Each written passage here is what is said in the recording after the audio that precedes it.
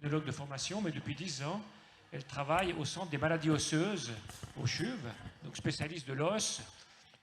C'est un sujet dont on n'a jamais parlé ici, mais l'ostéoporose, c'est un problème de santé publique très important qu'on a parfois tendance un peu à négliger. Tu vas nous expliquer ça, Elena. Merci beaucoup d'être venue de Lausanne. Merci. Merci beaucoup, Christophe, de l'invitation pour être là aujourd'hui.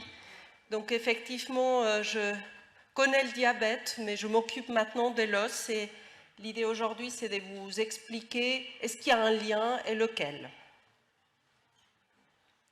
Alors, on va commencer pour savoir comment est fait l'os. Après, on va savoir qu'est-ce que c'est que l'ostéoporose. Et puis, quel est l'effet du diabète sur l'os et qu'est-ce qu'on peut faire pour éviter qu'il y ait de l'ostéoporose.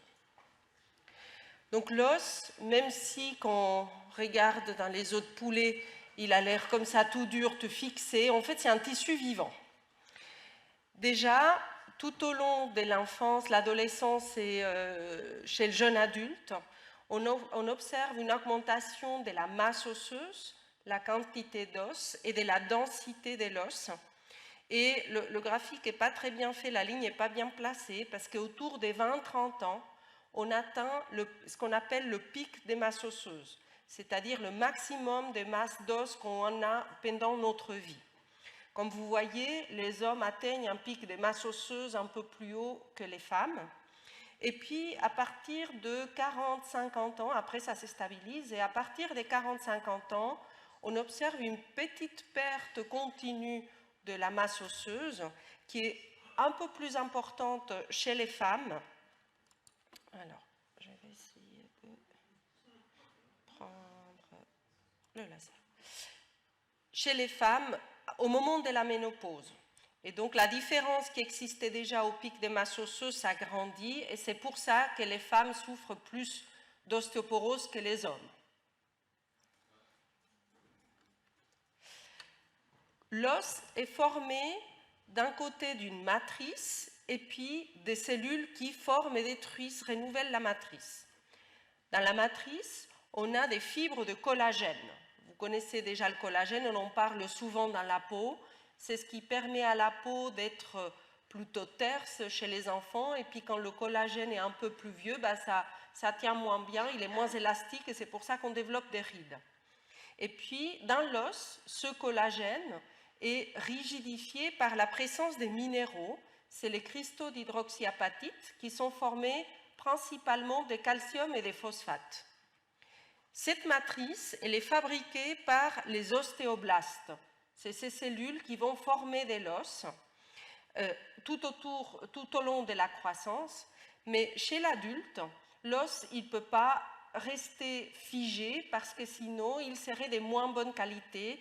La matrice va s'abîmer et du coup, il serait moins résistant. Alors, régulièrement, il y a des endroits dans l'os qu'on verrait seulement au microscope, on le voit comme ça, pas à l'œil nu, où il y a une régénération de l'os. Cette régénération se produit quand les ostéocytes, qui sont les cellules sentinelles, détectent un endroit de fragilité. Et par exemple, quand on marche, à chaque fois qu'on marche, l'os ressent un coup. Il y a des endroits où il y a même des micro-fractures, on dit, mais on le verrait qu'au microscope.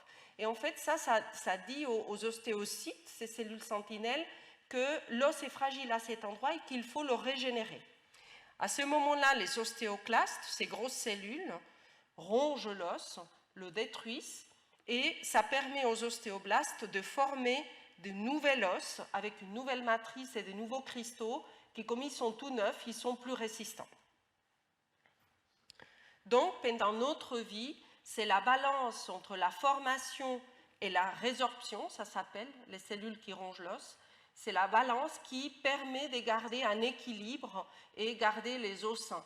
Quand il y a trop de résorption et pas assez de formation, l'os se fragilise et c'est là qu'on développe de l'ostéoporose. Alors, qu'est-ce que l'ostéoporose? Donc, l'ostéoporose, ça c'est la définition, c'est une maladie systémique du squelette, ce qui veut dire que tous les os sont atteints, caractérisés par une diminution de la masse osseuse, la quantité d'os, et de la microarchitecture, c'est-à-dire comment elle est fabriquée, cet os. Et du fait de cette diminution de la masse osseuse et de l'architecture, il y a un risque augmenté des fractures. Donc l'ostéoporose, c'est le risque de faire une fracture. On sait qu'il y a un risque de faire une fracture déjà quand on a déjà une fracture. Si on a déjà fait une fracture, ça veut dire que notre os il est quand même fragilisé. Mais on peut aussi, quand il n'y a pas encore eu des fractures, mesurer la densité, c'est-à-dire la quantité de calcium. On utilise le calcium pour la mesure sur la surface de l'os, et la qualité, c'est-à-dire l'architecture. Et pour mesurer la densité et la qualité, notamment la microarchitecture, celle qu'on regarderait au microscope, en routine clinique, dans les examens qu'on peut faire, c'est la densitométrie osseuse.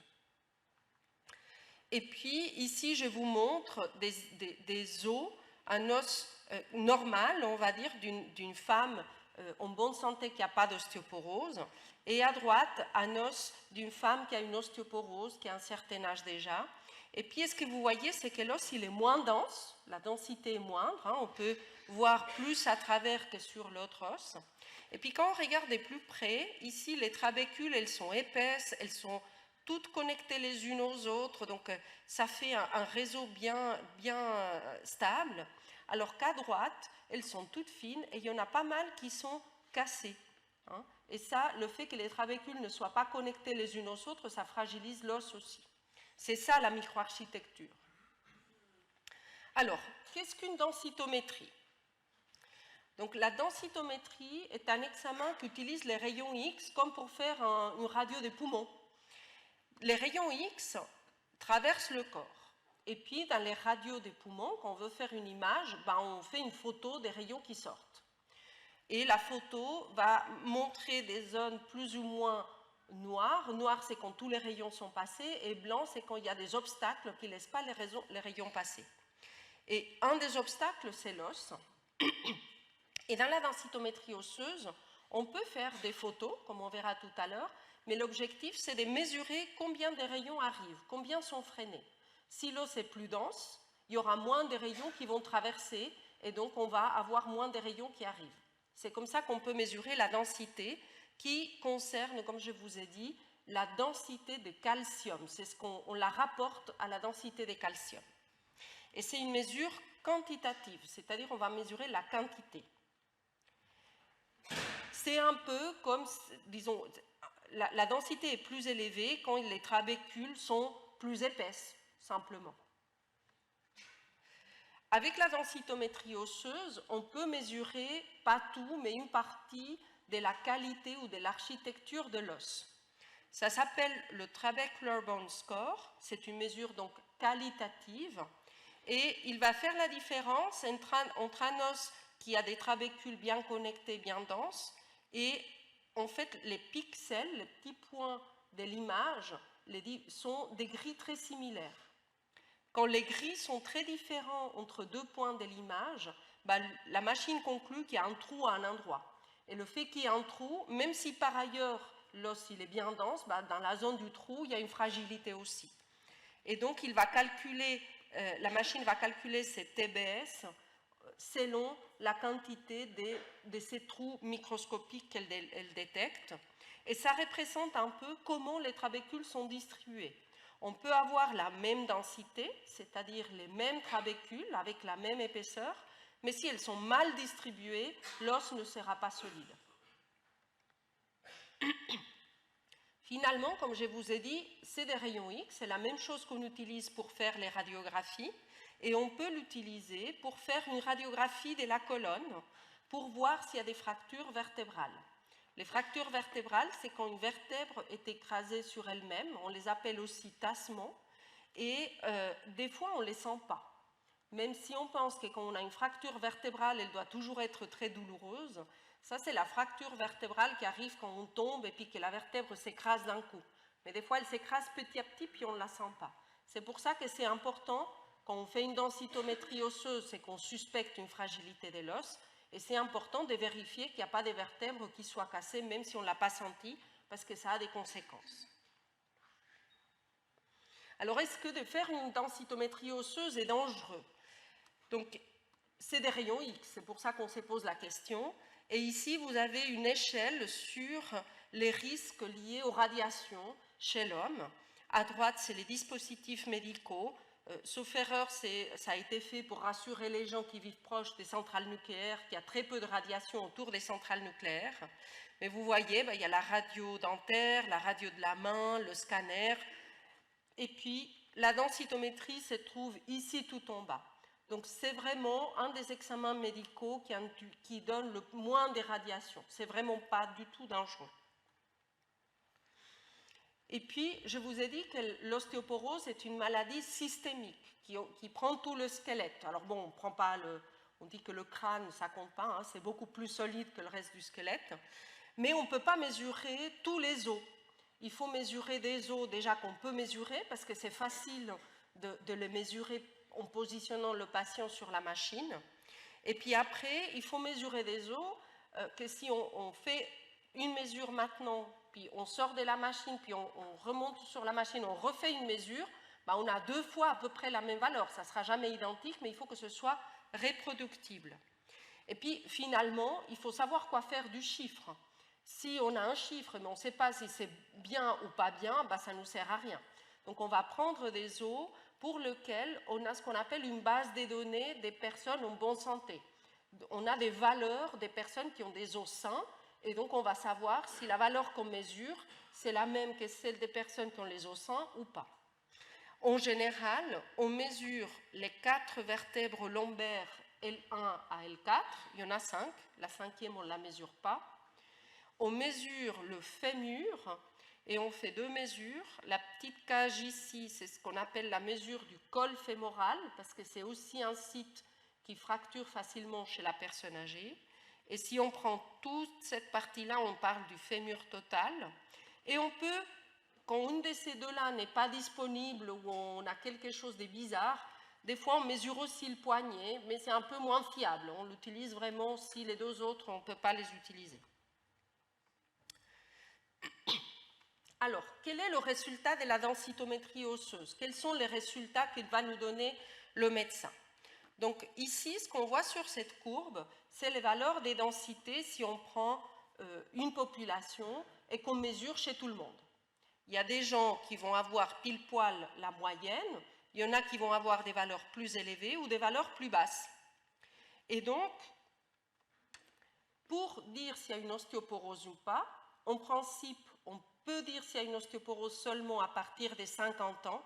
Avant 50 ans, c'est rare d'avoir une ostéoporose. On va comparer la valeur mesurée à celle des personnes qui ont le plus de masse osseuse qui est possible, c'est-à-dire le pic à 20-30 ans. Et donc, on va comparer la valeur mesurée avec la valeur moyenne des personnes qui ont le même sexe, puisqu'on a vu que les hommes et les femmes n'atteignent pas le même pic, et la même ethnie, parce qu'on sait aussi que selon les origines, on peut avoir plus ou moins des masses osseuses. Et on va dire que ce résultat des T-scores est égal à 0 quand la valeur est identique au pic. Donc c'est des os en très bonne santé. Mais l'ostéoporose, c'est ce qui nous intéresse, c'est ce qui est plus bas, fortement plus abaissé que la moyenne. Et en fait, on parle d'ostéoporose quand on se trouve à 2,5 dans cette courbe du 0, en dessous. Si c'est au-dessus, c'est mieux. Mais si c'est en dessous, ça veut dire que l'os est plus fragile. On dit que c'est complètement normal entre moins 1 et plus 1, ou même plus que plus 1, parce que forcément tout le monde n'a pas 0.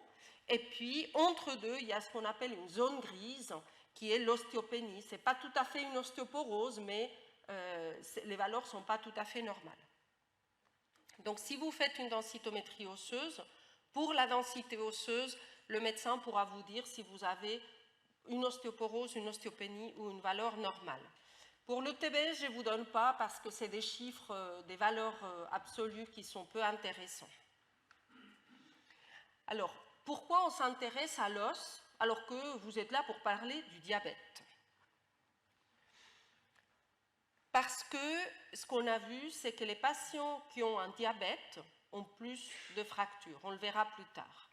Et on a cherché à savoir pourquoi il y avait plus de fractures. et il y a différents paramètres de la maladie qui agissent sur l'os.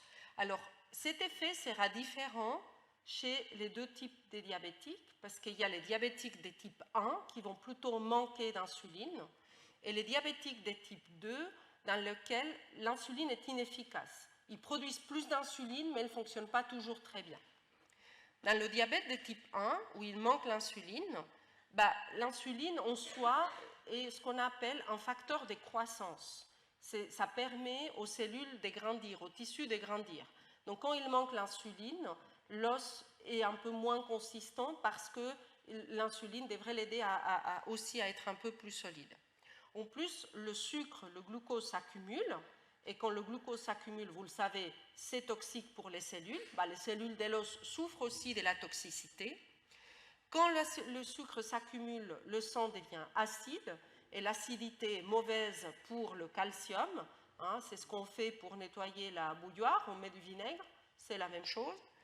En plus, chez les diabétiques de type 1, parce qu'on perd plus de sucre, on perd aussi du calcium dans les urines, et on sait que quand il y a un diabète, il y a de l'inflammation qui est mauvaise pour les os. Donc tout ça fait que chez les diabétiques de type 1, la densité osseuse va progressivement être abaissée. Pas au diagnostic, mais progressivement, il y aura un effet délétère. Dans le diabète de type 2, c'est un peu différent parce qu'il y a deux facteurs qui peuvent faire que la densité soit meilleure. Le premier, c'est l'effet mécanique du surpoids, de l'obésité. Le patient qui a un diabète de type 2 a souvent, pas toujours, mais a souvent un excès de poids. Et en fait, les os reçoivent l'information quand on marche de combien de poids on porte. Et ils vont se renforcer quand il y a plus de poids, parce qu'à chaque fois, ils se disent « Ah, mais c'est lourd, il faut que je résiste ». Donc, chez les patients en surpoids, les os sont souvent plus solides par cet effet. En plus, on a dit que l'insuline était un facteur de croissance et que les diabétiques de type 2 ont plus d'insuline. Elle n'est pas toujours efficace, mais quand elle est efficace, elle a un effet positif sur l'os. Par contre, ils sont aussi l'effet délétère de la toxicité du glucose, de l'inflammation, de l'acidité quand il y en a, mais c'est un peu moins souvent que dans le type 1. Et puis, dans l'obésité ou dans le surpoids, il y a plus facilement un manque de vitamine D que dans les personnes qui sont plus fines. Et donc, il y a plus souvent un manque de vitamine D dans le diabète de type 2, et la vitamine D est nécessaire pour absorber le calcium et donc pour avoir des os solides. Ce qui fait qu'au contraire que dans le diabète de type 1, dans celui de type 2, la densité osseuse est souvent normale ou seulement légèrement abaissée, ostéopénique. Mais ça ne veut pas dire que l'os n'est pas fragile, parce qu'il y a tous ces effets délétères sur la santé osseuse. Ce qui font ces effets délétères, dans les deux cas et avec le temps, parce que ça ne vient pas tout de suite au moment où on devient diabétique, c'est que ça va altérer la structure osseuse, et on sait que les patients avec un diabète ont plus facilement un trabecular bone score qui est plus bas.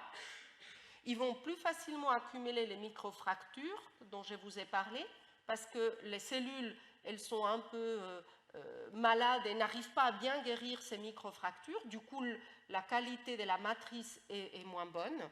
Et puis, vous savez aussi que le diabète fait que les petits vaisseaux sont de moins bonne qualité, que le sang arrive moins bien jusqu'au bout des tissus. Et ça aussi, ça affecte l'os parce que toutes ces cellules ont besoin de sang pour se nourrir et être en bonne santé. Donc ici, je vous montre une image, c'est une image des recherches. On n'utilise pas cette technique pour le diagnostic ou pour le suivi des patients. C'est comme un scanner, mais c'est un scanner de très haute résolution qui permet de voir en détail et reconstituer en 3D des images de l'os. Et on voit que chez une personne qui n'a pas de diabète, l'os il est plus dense, les trabécules, comme on a dit, sont bien interconnectés. Et puis, souvent, la densitométrie osseuse mesure surtout ces trabécules. Mais dans les os longs, on a cette partie superficielle qui est le bord de l'os, c'est ce qu'on appelle l'os cortical, qui est moins facile à mesurer avec la densitométrie osseuse. Et ce qu'on voit avec ce scanner, c'est qu'il y a des petits trous, ce qui est en vert, c'est les petits trous qui sont au niveau de cette corticale osseuse. Chez le patient diabétique, la trabécule à l'intérieur elle est de moins bonne qualité, elle est plus désorganisée, mais surtout, il y a aussi une fragilité corticale, parce qu'il y a beaucoup plus de petits trous qui ne sont pas visibles aux examens qu'on a dit tout à l'heure. C'est aussi pour ça que, même si l'examen est normal, ça ne veut pas dire que l'os est solide. Il y a des paramètres que les examens qu'on a à disposition ne peuvent pas mesurer. Alors, on a dit que le diabète, donc je réponds directement à la question, favorise l'augmentation du risque de fracture. Si on parle des fractures plutôt liées à l'ostéoporose, à la personne âgée, à la femme ménopausée, comme sont les fractures des hanches ou les fractures du col fémoral, le risque n'est pas beaucoup plus important. Mais ce qu'on observe, c'est que les patients diabétiques développent ces fractures avant les personnes non diabétiques. Donc, à peu près 10 ans avant. Les fractures des hanches surviennent en général autour des 70 ans pour les personnes qui en souffrent. Chez les diabétiques, vont arriver plutôt vers 60 ans de moyenne. Mais aussi, ce qu'on voit, c'est qu'il y a plus de fractures tout au cours de la vie. Alors là, c'est des patients de type 1, des diabètes de type 1, parce que le diabète de type 1 peut se développer chez les enfants. Donc, on a des patients diabétiques qui sont diabétiques depuis l'enfance et on peut mesurer leurs fractures depuis qu'ils ont le diabète enfant. Et on voit que les patients diabétiques ont globalement tout type de fractures, donc aussi les fractures liées aux accidents, de façon plus fréquente. Alors, pourquoi le risque de fracture est augmenté dans le diabète? On l'a déjà dit, le diabète a un effet délétère sur l'os, il altère la structure, les propriétés, et surtout, dans le diabète de type 1, la densité. Mais en fait, dans le diabète, il y a aussi une augmentation du risque de chute. Et ça augmente aussi les fractures. Même si c'est une fracture accidentelle, on dit que la fracture d'un doigt du pied n'est pas une fracture d'ostéoporose. Mais quand on est diabétique, on a probablement plus de risques d'avoir des fractures du pied parce qu'on a plus de risques de se taper ou de tomber. Chez les patients qui sont sous insuline parce qu'ils font plus facilement des hypoglycémies, l'hypoglycémie fait ressentir un malaise, on peut tomber ou se cogner à ce moment-là. Et parce que les patients qui ont un diabète depuis un certain temps développent des complications, la polyneuropathie, le manque de sensations au niveau des pieds, la rétinopathie, les troubles de la vue, qui favorisent eux-mêmes les chutes. Et donc c'est pour ça qu'il n'y a pas que l'effet délétère du diabète sur l'os, il y a aussi le risque de chute qui est augmenté. Et même si on n'a pas une ostéoporose, on a plus facilement des fractures quand on a un diabète. Ce qui est important de savoir aussi, c'est que selon les données disponibles, les médicaments utilisés actuellement pour le diabète n'ont pas d'effet délétère sur l'os. Ils ne sont pas dangereux. Il y a eu un qui est plus utilisé en principe, la pioglitazone, la rosiglitazone, qui étaient des médicaments qu'on a vus après qui étaient mauvais pour les os. Mais ceux qu'on utilise actuellement, on les a étudiés et ils ne font pas ni plus ni moins des fractures, ni d'effet de baisser ou monter la densité, ils sont neutres. Quels facteurs font qu'il y a des diabétiques qui sont plus à risque de fracture que d'autres? Parce que tous les patients avec un diabète n'ont pas le même risque d'avoir des fractures. Alors, le premier, c'est la durée du diabète. C'est à partir des 5 ans qu'on voit apparaître ce risque de fracture qui augmente. Après, il y a le contrôle du diabète. On a dit qu'il y a des paramètres qui affaiblissent l'os, qui sont l'excès de sucre, l'acidité, l'inflammation. Et puis ça, c'est des paramètres qui apparaissent quand le diabète est mal contrôlé. Et par exemple, ici à droite, vous voyez que si donc dans la ligne, c'est le risque de fracture des patients qui ont un bon contrôle du diabète, avec 6-7 d'hémoglobine glyquée. Et puis, quand l'hémoglobine glyquée est plus haute, à droite, c'est que le risque augmente. Les patients ont plus de risque d'avoir des fractures. Le traitement par insuline va augmenter aussi le risque de fracture parce que ça augmente le risque d'hypoglycémie. Et dans ce graphique, ça se reflète par le fait que les patients qui ont une hémoglobine glyquée excellente, moins que 6, ont aussi une tendance à avoir plus de fractures, probablement parce que si on a un excellent contrôle, on a plus de risques d'hypoglycémie et donc plus de chutes. Comme on a dit, les patients qui ont des complications du diabète, comme la polyneuropathie ou la rétinopathie, sont plus à risque de faire des fractures. Et puis, bien sûr, tous les facteurs que chez les patients non diabétiques font qu'il y a un risque de fracture, ils le font aussi chez la personne diabétique. On verra après lesquels sont. Voilà, en parlant de comment rendre les os solides. Qu'est-ce qu'on peut faire pour diminuer ce risque? Donc ça, c'est tous les facteurs qui favorisent le risque de fracture chez les patients diabétiques et non diabétiques. Pour diminuer le risque de fracture, il faut évidemment avoir assez de calcium dans l'alimentation, assez de vitamine D et manger suffisamment de protéines. Il faut avoir une activité physique régulière, donc quand on est sédentaire, on a plus de risques de fracture et d'ostéoporose. C'est mieux d'avoir un poids normal. Alors, c'est vrai que le surpoids chez le diabétique favorise une bonne masse osseuse, mais ça aggrave le contrôle du diabète et donc l'effet délétère du diabète sur l'os. Par contre, les personnes beaucoup trop maigres ont des os aussi plus fragiles parce que les os ils détectent moins de poids. Ils se disent, il n'y a pas besoin d'être aussi solide. Il faut éviter le tabac et l'abus de l'alcool et il faut avoir un bon contrôle du diabète. Si un traitement contre l'ostéoporose est nécessaire, on va utiliser les mêmes que chez les patients qui n'ont pas de diabète. Il n'y a pas de traitement spécifique pour solidifier les os chez les patients diabétiques, c'est les mêmes. Alors, pour la vitamine D, je n'ai pas mis l'image parce que la vitamine D, comme vous le savez, on la produit dans la peau grâce à l'exposition solaire. On est du bon côté de la Suisse pour ça, mais souvent, comme on a dit, en hiver, ma foi, le soleil est moins puissant. Quand on a un surpoids, cette vitamine va se mettre dans la graisse et elle sera moins disponible pour solidifier les os. Et dans les aliments, il y a très peu d'aliments qui contiennent vraiment de la vitamine D. Donc, quand on a un risque d'ostéoporose, on la dose et s'il faut, on prend des gouttes. On donne bien des gouttes de vitamine D au bébé jusqu'à 3 ans. Les mêmes, on peut donner plus tard si on a besoin parce qu'on en manque. Pour le calcium, par contre, on peut s'aider de l'alimentation. On peut prendre des comprimés avec du calcium, mais on peut s'aider de l'alimentation. On dit que quand on a un risque de fragilité des os, il faudrait manger 1000 mg de calcium par jour. Et dans l'alimentation générale, il y a déjà 250 mg. Sinon, il faudrait 3 produits laitiers à peu près pour obtenir les 1000 mg. Un produit laitier serait un grand verre de lait ou l'équivalent au yaourt, un petit morceau de fromage à pâte dure, et puis si les fromages sont à pâte de plus en plus molle, il faut un peu plus de quantité parce qu'il y a moins de calcium, il y a plus d'eau, moins de calcium. On peut aussi remplacer un produit laitier par un demi-litre d'une eau riche en calcium, comme la Valser, Contrex, Epar, et puis les Suisses alémaniques, Eptinger, Adelbodner. Comme on a dit, être sédentaire, ce n'est pas bon ni pour le diabète, ni pour les os.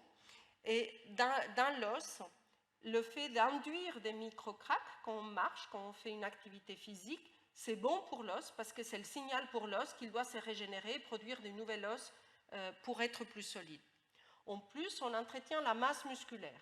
On sait, je ne vous en ai pas parlé, que le muscle a un effet bénéfique sur l'os et on entretient la forme pour pouvoir continuer à marcher, bien sûr. On sait aussi que l'exercice physique diminue l'inflammation. Comme les patients diabétiques sont à risque d'avoir plus d'inflammation, ça a un effet bénéfique dessus. Et puis, évidemment, l'activité physique a un bon effet sur l'humeur, donc c'est toujours bon à prendre. Donc, si on résume, le diabète augmente globalement le risque de fracture et on peut diminuer ce risque en évitant l'hyperglycémie parce qu'elle est mauvaise pour l'os, en évitant l'hypoglycémie parce que ça augmente le risque de chute et en ayant une bonne hygiène de vie pour la santé osseuse avec une nourriture saine et suffisante, des produits laitiers, l'activité physique et l'éviction des toxiques. Dans certains cas, et notamment s'il y a déjà eu une fracture, c'est très important, il faut un traitement de l'ostéoporose, mais ça sera le même que dans les autres ostéoporoses. Donc voilà, je suis à disposition, j'attends vos questions.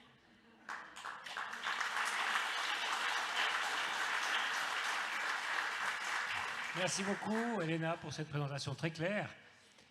Est-ce que vous avez des questions? Merci d'abord pour tous vos renseignements parce que c'est vraiment un sujet auquel je n'ai jamais pensé. À quelle fréquence vous recommandez de faire une densitométrie?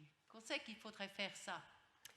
Alors, en Suisse, la densitométrie osseuse des dépistages, c'est-à-dire sans facteur de risque et sans fracture, n'est pas remboursée.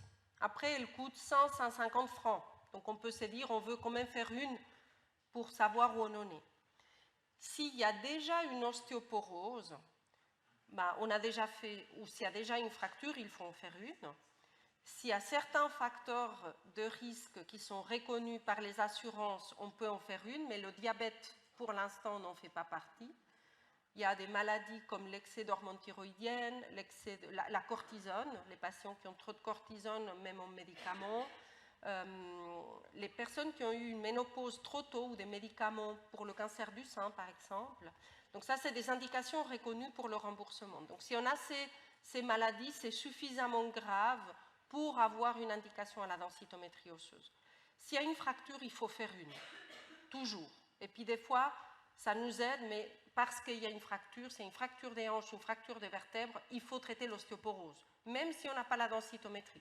Mais la densitométrie nous oriente. Et du moment où on en a fait une, en général, on dit qu'on fait un suivi tous les 2 ans. Quand il y a une maladie, quand il y a une ostéoporose, on fait tous les 2 ans. Voilà. Oui. Est-ce que quelqu'un qui a de l'ostéoporose a mal? Non. Est-ce que l'ostéoporose fait mal? Voilà, l'ostéoporose est une maladie, comme le diabète de type 2 à ses débuts, est une maladie silencieuse. L'ostéoporose ne fait pas mal. Ce qui fait mal, c'est la fracture, mais c'est déjà un peu tard. Donc effectivement, si on a des facteurs de risque, c'est bien de la dépister, la traiter dans la mesure du possible. Mais si on a déjà eu une fracture des hanches, des vertèbres, du bassin, de l'humérus, c'est une ostéoporose. On a déjà une fracture qui montre qu'il y a une fragilité des os. Donc là, ça fait mal, oui. Dans cette salle, il y a certainement plein de gens qui se disent et si moi j'avais de l'ostéoporose? Est-ce qu'il y a des recommandations pour les diabétiques de type 1 pour faire des densitométries systématiques? Ou bien j'ai pas entendu ça, mais je pose la question. Est-ce que comment les gens ils se disent mais est-ce que j'ai de l'ostéoporose moi-même? Alors, là, tu me poses une colle parce que je n'ai pas regardé les recommandations du diabète en détail. En fait, le concept de l'ostéoporose dans le diabète, je dois dire que c'est relativement nouveau. Ça fait 5 à 10 ans, quand j'ai commencé dans l'ostéoporose, on n'en parlait pas tellement, et maintenant c'est le thème à la mode dans les congrès d'ostéoporose. Mais il y a les collègues diabétologues peut-être qui... Non, c'est pas pour répondre, c'était pour ajouter et doser la vitamine D. Est-ce suffisant d'avoir un diabète pour justifier un dosage? D'accord. Alors, donc pour les recommandations, j'avoue que je ne sais pas, mais si ça y est pas, probablement que ça va venir, parce qu'il y a de plus en plus dans les congrès médicaux, dans les informations qu'on reçoit, il y a de plus en plus d'informations disant mais il faut faire attention, par exemple, comme quoi les fractures des hanches arrivent plus tôt. Pour le dosage de la vitamine D, moi je pense que du moment où il y a un facteur de risque, c'est pas faux. Les personnes en surpoids obèses ont souvent des vitamines D très basses. Après, et puis le diabète est un facteur de risque d'ostéoporose, donc on peut se dire. Maintenant, je ne sais pas si vous savez, mais depuis le début de l'année, il y a des restrictions, mais il y a toute une liste, il faut chercher. Je ne sais plus si l'obésité fait partie, mais je crois que oui. Il faut vérifier. Mais on peut toujours doser une fois. Parce que, pareil, ça coûte 25 francs si ce n'est pas remboursé. Ça coûte autour des 25 francs. C'est cher pour une analyse de laboratoire, mais ce n'est pas un gros montant. Et puis, si la fois où on la dose, elle est très très basse, en plus là, elle est remboursée, parce qu'il y a une hypovitaminose. Donc, c'est un peu comme la densitométrie osseuse. Elle est remboursée s'il est pathologique. Et puis, si elle est basse, il y a une indication à introduire une substitution et la doser régulièrement. Ce qu'on dit en fait, c'est qu'à partir de la ménopause chez les femmes, peut-être 60-65 ans chez les hommes, peut-être 50 ans chez les patients diabétiques, c'est pas faux d'introduire une substitution standard des calcium-vitamine D, et c'est peut-être plus simple. Mais au moindre doute, chez les personnes qui sortent peu de la maison, qui ne s'exposent pas au soleil ou qui se couvrent la peau avec les habits de façon importante, l'excès de poids, il faudrait la doser au moins une fois, savoir où on en est. Puis après, si elle est basse, il faut substituer puis vérifier que la substitution est suffisante. Ça ne sert à rien de la doser plus que tous les 3 mois, et puis là aussi, ils ont mis cette limitation. Question? Oui.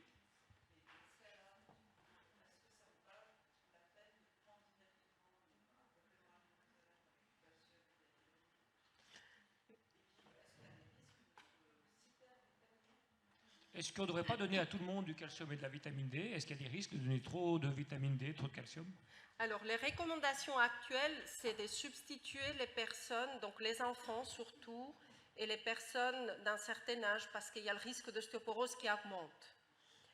Le mieux, c'est le calcium dans les produits laitiers, parce qu'en plus, il y a aussi du phosphate, qui est aussi nécessaire pour avoir une bonne santé osseuse. Bon, le phosphate, on trouve dans toutes les protéines animales, mais pour le calcium, l'idéal, ça serait d'avoir des apports alimentaires. La substitution, d'ailleurs, en ostéoporose, on ne substitue pas tout le monde. On demande, qu'est-ce que vous mangez tous les jours? Est-ce que vous buvez un verre de lait tous les jours? Est-ce que vous mangez un yaourt? Est-ce que vous mangez un peu de fromage? Et puis, en fonction de combien on mange, on va prendre ou pas un peu de calcium ou un peu plus.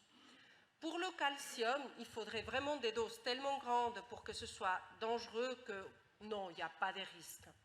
Pour la vitamine D, de prendre trop, ça peut être dangereux, ça augmente aussi le remodélage de l'os et donc on perd, comme on a dit, la balance. Mais si on prend les doses standards recommandées actuellement, c'est très difficile d'avoir un excès. Les personnes, ce qu'on observe, c'est que les personnes très fines ont naturellement un taux élevé de vitamine D, et puis probablement les personnes qui sortent beaucoup, qui vont faire beaucoup à l'extérieur. Voilà. Donc une dose standard n'induit pas de toxicité. Il y a des grosses doses qu'on trouve des 300 000 unités, qui est une énorme dose, puis si on en prend ça tout le temps, oui, là c'est dangereux. Mais une dose standard qu'on trouve dans les comprimés ou dans les substitutions habituelles, ce n'est pas toxique. Dans cette salle, une personne qui n'a jamais eu de fracture, les fractures d'ostéoporose, donc la hanche, les vertèbres, le bassin. Les vertèbres, l'humérus, voilà. Le poignet. On ne parle pas donc d'une personne de 20-30 ans qui a eu une fracture du poignet en tombant en vélo. Hein? C'est ça. Chez qui tu proposerais de faire une densitométrie osseuse à partir de 50 ans? Chez qui tu vas décider de dire « Ok, ça vaudrait le coup de faire ». Alors, les médecins, on utilise pour prendre cette décision un score qui s'appelle le FRAX. Donc, cette score nous permet de déterminer si le risque lié aux maladies présentes, aux autres facteurs, est suffisant pour justifier de faire une première densitométrie de dépistage quand il n'y a pas encore eu de fracture. Dans ce FRAX, on va demander le sexe, puisque les femmes sont plus à risque que les hommes. On va demander le poids et la taille pour voir s'il y a un excès de poids, un manque de poids, puisqu'on a dit que le très faible poids est mauvais pour les os. On va demander s'il y a de la cortisone, mais s'il y a un traitement de cortisone, on devrait avoir dans tous les cas une densitométrie osseuse. La question ne se pose pas. On demande s'il y a eu des fractures chez les parents, des fractures des hanches chez les parents, parce que ça veut dire que dans la famille, il y a une prédisposition à la fragilité osseuse, et ça c'est aussi peut-être que nous avons hérité de cette fragilité. La consommation de tabac et d'alcool, et puis il y a une coche qui s'appelle polyarthrite rhumatoïde, et en fait dans les congrès pour l'ostéoporose, ce qu'on dit c'est que quand il y a un diabète, on devrait cocher comme la polyarthrite rhumatoïde. Et donc ce FRAX va nous donner un chiffre. Et maintenant, on a des recommandations suisses de prise en charge de l'ostéoporose qui sont très très claires depuis 2020. Et là, on a une courbe selon l'âge, quel est le risque de fracture selon ce FRAX qu'il faudrait traiter. Et puis si on est proche de ce risque de traiter, ou si on est au-dessus, évidemment, là, il faudrait faire une densitométrie osseuse. Mais Donc- je pense que c'est plutôt le médecin qui doit évaluer l'ensemble de la situation. Donc, selon l'histoire de la personne, on peut estimer son risque de fracture, comme on estime le risque cardiovasculaire d'une personne avec toute son histoire, pour savoir si on va lui mettre un médicament contre le cholestérol. Très bien, merci beaucoup. Est-ce que vous avez Merci. des questions encore?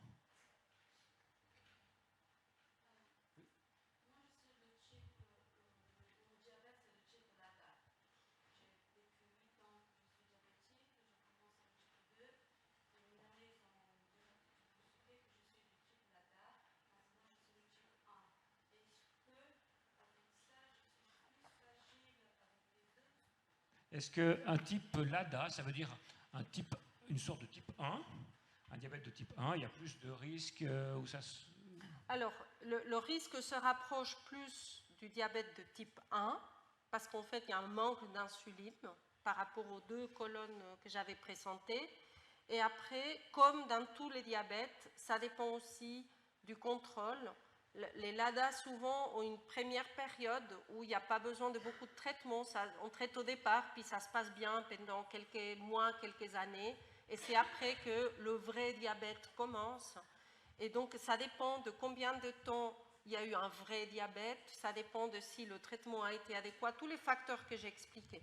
Mais ça se trouve plutôt du côté du type 1, mais je compterai à partir du moment où le diabète nécessite un traitement continu. Peut-être. Merci beaucoup, Elena. Alors, on va Merci beaucoup. continuer. Merci beaucoup.